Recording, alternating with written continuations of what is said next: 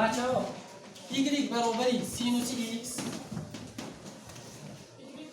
y برابری 0 x برابری 0 x برابری p بلده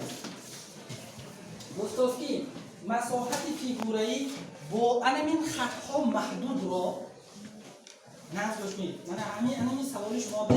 نظرش کنید اهمیتی مساحت فیگورایی با همین خطها محدود بوده را یافت.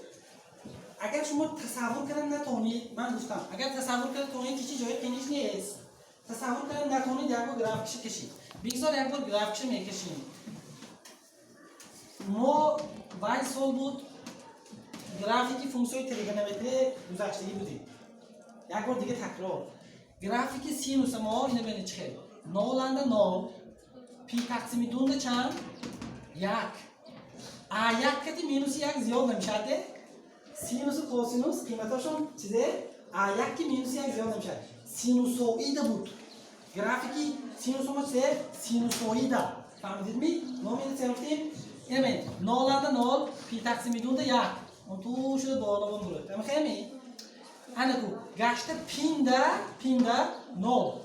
هم خیلی سپی تقسیم دو در گشته مینوس یک هم خیلی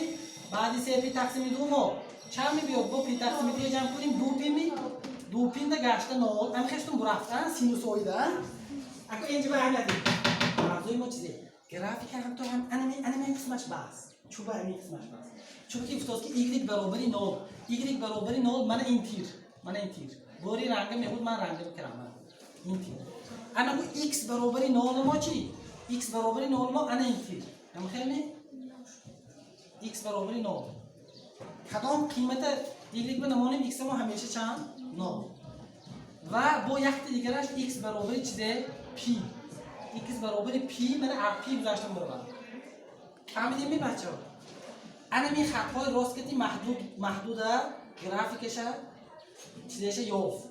و دیگر این تریتوری کدام میشه بچه ها نظر شما بر انا این چیز مساحتش چاپل مدکا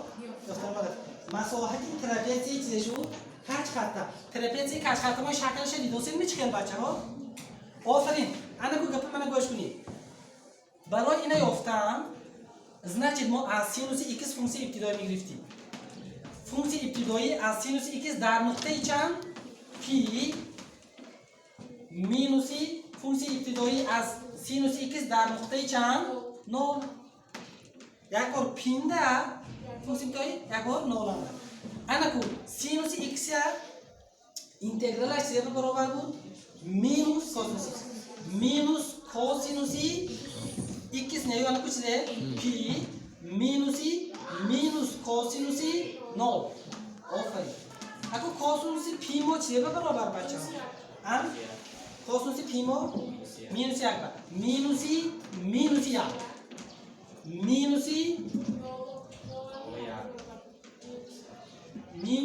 چیه با یک این مینوس میشه پی روسی یک مینوس میشه برابری چه میشه مساحت اینجا چند بوده است تمام گیجاش نفهمه